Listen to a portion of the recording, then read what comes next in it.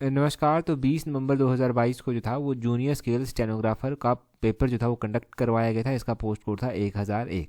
इसका आज हम जियोग्राफी का सेक्शन जो है वो डिस्कस करेंगे और डिटेल से डिस्कस करेंगे ताकि आपको जो है आपके आने वाले एग्जाम्स में हेल्प मिल सके, जैसे कि पहले भी मिलती रही। आपको पता है कि पहले हम करंट अफेयर का सेक्शन और हिमाचल जीके का सेक्शन जो है ऑलरेडी डिस्कस कर चुके हैं।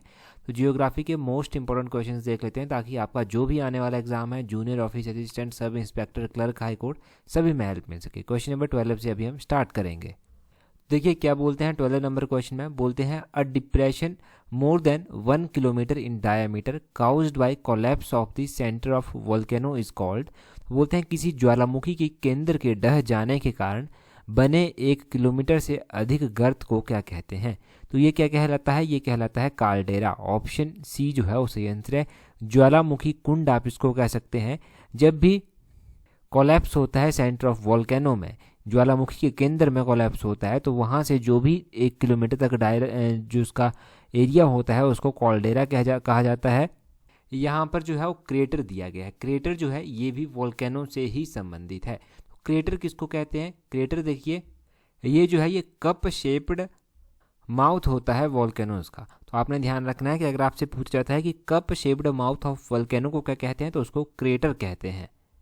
जब ये जो क्रेटर होता है ना आपका वोल्केनो का, ये पानी के साथ फिल हो जाता है, तो उसको क्या कहते हैं? उसको क्रेटर लेक कहते हैं, या फिर आप कह सकते हैं कि वहाँ से क्रेटर लेक जो है वो बनती है। और वोल्केनोज में बात करें तो एक्टिव वोल्केनो होते हैं, डोरमेंट वोल्केनो होते हैं। एक्टिव वोल्केनो में अगर आप बात करेंगे तो इसमें जो है माउंट विसोवियस आ जाता है जो कि इटली में स्थित है। माउंट इटना आ जाता है। एक माउंट किलायू आ जाता है। ये इंपॉर्टेंट एक्टिव वोल्केनो हैं, कई बार पूछे गए हैं एक्टिव वोल्केनो के एग्जाम्पल, तो वो आपने ध्यान रखने हैं। अगले क्वेश्चन में देखिए बोलते हैं लेब्राडोर करंट फ्लोज इन। तो लेब्राडोर धारा जो है वो कहाँ पर प्रवाह करती है? ये प्रवाह करती है अटलांटिक ओशियन में। ऑप्शन ए जो है वो सही आंसर है। अब ये अटलांटिक ओशियन में फ्लो करती है।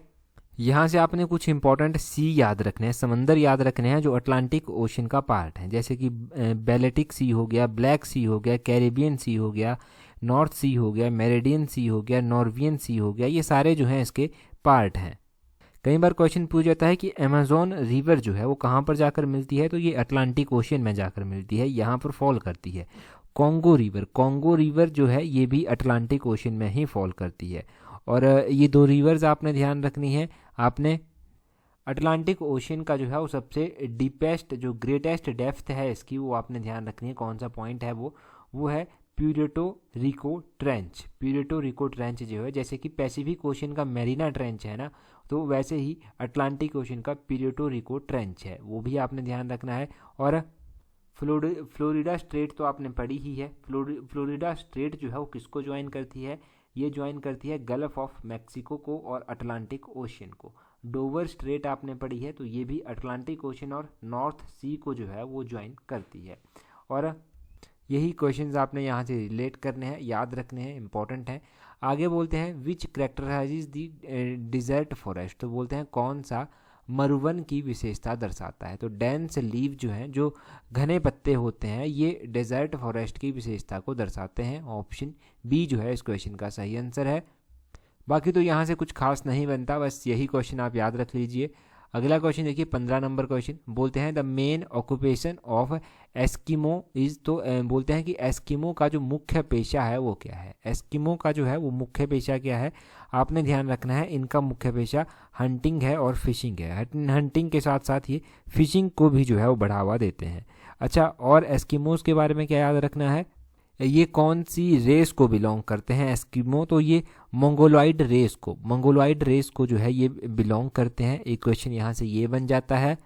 अच्छा, एस्किमोज जो कि टुंड्रा रीजन में लाइव करते हैं ना, उनका जो विंटर हाउस होता है उसको क्या कहते हैं? उसको इग्लू कहते हैं। तो इग्लू ज़रूर ध्यान रखना है, आपने पढ़ा होगा कहीं ना कहीं पर छोटे क्लासेस में इग्लू, तो इग्लू को ज़रूर ध्यान रखिएगा। क्या होता है आपको पता है? बर्फ़ से बना हुआ घर होता है, बर्फ़ से ही ये जो है कम्प्लीटली बना होता है।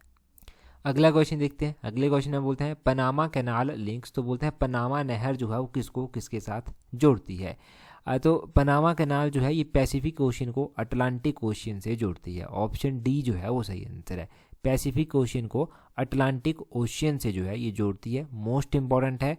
उसी तरह आपने स्विस कैनाल भी पढ़ा होगा। तो स्विस कैनाल किसको किसके साथ जोड़ती है? स्विस कैनाल जो है ये जोड़ती है रेड सी को मेरिडियन सी के साथ। किसको? रेड सी को मेरिडियन सी के साथ, अटलांटिक महासागर को हिंद महासागर के साथ स्विस कैनाल आपकी जोड़ती है। स्विस कैनाल ज़रूर एग्जाम में पूछी जाती है, तो ये आपने ध्यान रखनी है। एक पैनामा कैनाल, एक स्विस कैनाल, तो ये 2 कैनाल्स हो गई एग्जाम के लिए बहुत इंपॉर्टेंट। अगला क्वेश्चन देखिए, बोलते हैं which country has the longest international border with India. तो लॉन्गेस्ट इंटरनेशनल बॉर्डर पूछा गया है किसके साथ? इंडिया के साथ। तो इंटरनेशनल बॉर्डर जो लॉन्गेस्ट शेयर करती है कंट्री है वो है बांग्लादेश। आपका ऑप्शन ए जो है वो सही आंसर है। देखो इंडिया जो है लगभग 15,106 किलोमीटर इंटरनेशनल बॉर्डर शेयर करती है। तो इनमें से बांग्लादेश के साथ कितना किलोमीटर किया जाता है? बांग्लादेश के साथ सबसे ज़्यादा 4096 यानी कि 4096 किलोमीटर जो है वो शेयर किया जाता है। अगर हम बात करें दूसरे नंबर पर, तो दूसरे नंबर पर चाइना आता है। चाइना के साथ कितना बॉर्डर हम शेयर करते हैं? 3488 3488 किलोमीटर जो है 3488 किलोमीटर हम चाइना के साथ शेयर करते हैं। उसके बाद पाकिस्तान आता है। पाकिस्तान के साथ हम 3323 किलोमीटर बॉर्डर जो है वो शेयर करते हैं। पाकिस्तान के बाद नेपाल आता है। नेपाल के साथ हम 1751 किलोमीटर बॉर्डर जो है वो शेयर करते हैं। किसके साथ? नेपाल के साथ। तो नेपाल के साथ ध्यान रखना है। उसके बाद म्यांमार आता है। म्यांमार के साथ जो है 1643 किलोमीटर बॉर्डर हम शेयर करते हैं, 1643। भूटान के साथ कितना करते हैं? भूटान के साथ हम 699 किलोमीटर बॉर्डर जो है वो शेयर करते हैं। ये भूटान ध्यान रखना है। और अफगानिस्तान के साथ हम 106 किलोमीटर बॉर्डर जो है वो शेयर करते हैं।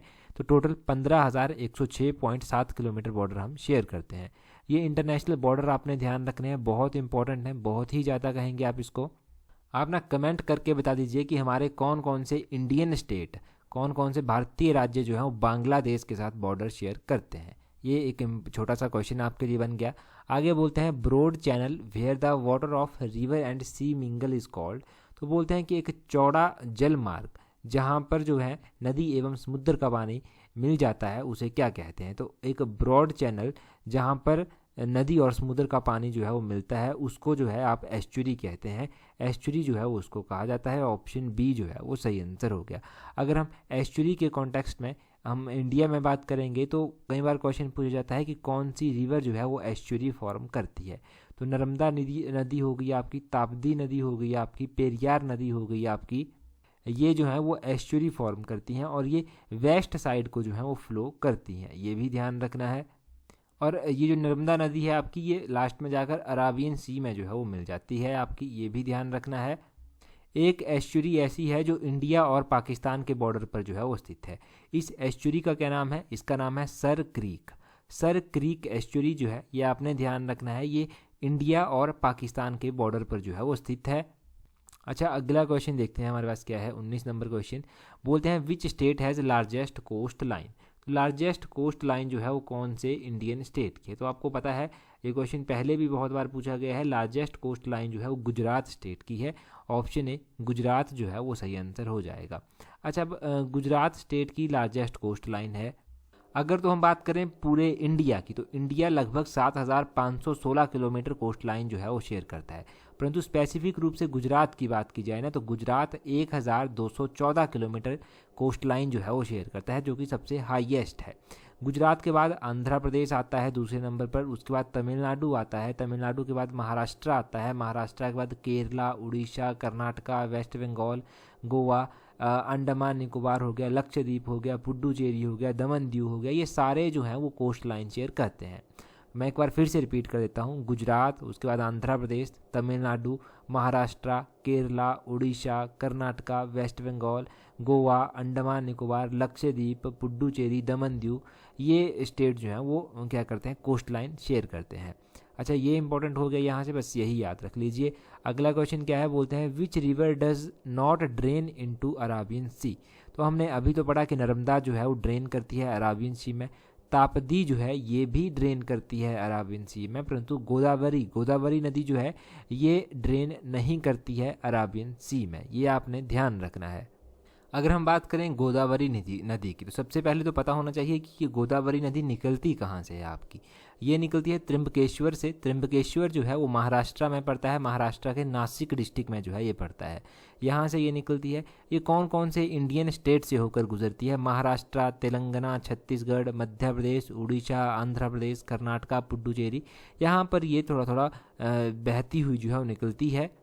फाइनली तो ये फॉल करती है बे ऑफ बंगाल में, जैसे कि नर्मदा ताप्ती अराबियन सी में, तो ये गोदावरी बे ऑफ बंगाल में जाकर फॉल करती है। और आपने ध्यान रखना है कि इसकी जो सहायक नदियां हैं उसमें कौन कौन सी आ जाती हैं। उसमें एक तो आपकी पूर्णा आ जाती है, पूर्णा के अलावा जो है वो मनेर आ जाती है, पैनगंगा आ जाती है, वर्धा आ जाती है, वर्धा के अलावा इंद्रावती आ जाती है, साबरी आ जाती है। ये सारी इसकी इम्पोर्टेंट सहायक नदियाँ, आप कह लीजिए सहायक नदियाँ हैं जो कि इम्पोर्टेंट है। अच्छा, ये क्वेश्चन हो गया। अगले क्वेश्चन देख लेते हैं क्या है। नेक्स्ट क्वेश्चन में पूछते हैं हमसे, बोलते हैं north western India receives substantial rainfall during winter months because of, तो बोलते हैं कि किसके कारण जो है वो शीत ऋतु में उत्तर पश्चिम भारत में भारी वर्षा होती है। तो उत्तर पश्चिम भारत में भारी वर्षा जो है वो किसके कारण होती है? वो होती है वेस्टर्ली डिस्टर्बेंसेस के कारण, पश्चिमी विक्षोभ आप कह लीजिए। इसके कारण जो है ये जो आपका नॉर्थ वेस्ट रीजन है इसमें इंडिया का, इसमें जो है वो सब्सटेंशियल रेनफॉल जो है वो होती है और विंटर में ये रेनफॉल होती है। तो यहाँ से भी कुछ ज़्यादा निकल कर नहीं आता। ऑप्शन डी इसका सही आंसर रख लीजिए आप। और ये क्वेश्चन शायद पूछा भी गया है किसी एग्जाम में पहले, आगे भी डेफिनेटली पूछा जाएगा। बस ये होता है ना, इन क्वेश्चन में थोड़ा सा कन्फ्यूज़न हो जाता है। तो हमने जितनी बार डिस्कस किए होंगे ना, उतनी प्रैक्टिस हमारी होगी, उतनी ही हमें ये हेल्प करेंगे और लंबे टाइम तक याद रह जाएंगे। क्वेश्चन नंबर 22 देखिए, बोलते हैं Bhakra Nangal multipurpose project is constructed on which river. ये जो भाखड़ा नंगल मल्टीपर्पज़ प्रोजेक्ट है, आपको पता है सतलुज नदी के ऊपर जो है ये बना हुआ है। तो इसको तो ज़्यादा डिस्कस करने की ज़रूरत नहीं है, परंतु हाँ कुछ ऐसे प्रोजेक्ट भी हैं जो अलग अलग नदियों के ऊपर बने हुए हैं और बहुत इंपॉर्टेंट है।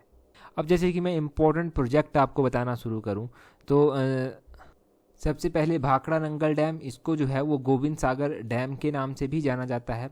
और अगर हम बात करें महानदी, ऑप्शन में दिया गया है, तो आपका हीराकुंड डैम जो है वो महानदी के ऊपर जो है वो बना हुआ है, महानदी के ऊपर बना हुआ है। दामोदर प्रोजेक्ट, एक दामोदर वैली प्रोजेक्ट है जो दामोदर नदी के ऊपर बना हुआ है, परंतु कहाँ पर स्थित है ये क्वेश्चन बन जाता है, बिहार में जो है वो स्थित है, ये ध्यान रखना है। तुंगभद्रा प्रोजेक्ट भी है जो कि तुंगभद्रा नदी के ऊपर ही बना हुआ है, तुंगभद्रा नदी के ऊपर ही, और ये प्रोजेक्ट आंध्र प्रदेश कर्नाटका के बीच में जो है वो स्थित है। और भी प्रोजेक्ट हैं, कौन कौन से प्रोजेक्ट हो गए आपके, जैसे कि फराका प्रोजेक्ट हो गया, ये गंगा नदी के ऊपर बना हुआ है, वेस्ट बंगाल में ये स्थित है। उकाई परियोजना हो गया, उकाई परियोजना ताप्ती नदी के ऊपर बनी हुई है, गुजरात में स्थित है। एक सलाल परियोजना हो गया, सलाल परियोजना चेन्नाब नदी के ऊपर बनी हुई है, और ये परियोजना कहाँ पर स्थित है? सलाल परियोजना जो है वो जम्मू कश्मीर में जो है वो स्थित है। और इस सलाल परियोजना के अलावा मोस्ट इंपॉर्टेंट है टिहरी डैम हो गया। टिहरी डैम हमारा पड़ोसी स्टेट जो उत्तराखंड है वहाँ पर बना हुआ है, और ये भागीरथी नदी के ऊपर जो है वो बना हुआ है। एक दिन मैंने क्वेश्चन आपसे पूछा था कि सरस्वती नदी को लेकर हिमाचल प्रदेश हरियाणा के साथ जो है वो कोलैब कर रहा है, तो कौन सा डैम बनाने की बात कही जा रही है? आदि बद्री डैम बनाने की डैम जो है आदि बद्री डैम जो है जिसको बनाने की बात कही जा रही है, with the collaboration of Haryana. Himachal Haryana के साथ कोलैब करेगा, और ये सारे प्रयास जो हैं वो सरस्वती नदी को जो है वो रिवाइव करने के लिए किए जा रहे हैं। और आपने एक और बात याद रखनी है कि अगर आप तैयारी कर रहे हैं ना हाई कोर्ट क्लर्क की, तो टेस्ट सीरीज़ का लिंक नीचे कमेंट बॉक्स और डिस्क्रिप्शन बॉक्स में दिया गया है। आपके पास बहुत ही कम समय है, तो कम समय में आप अपनी तैयारी को एक अच्छी शेप दे सकते हैं, क्योंकि आपको पता है इसमें कट ऑफ का ज़्यादा फर्क नहीं रहता। तो तैयारी को शेप देनी है तो आप अवेल कर सकते हैं उसको कमेंट बॉक्स और डिस्क्रिप्शन बॉक्स से। आगे बोलते हैं which state is called sugar ball of India. तो इंडिया का कौन सा स्टेट है जिसको चीनी की कटोरी भी कहा जाता है?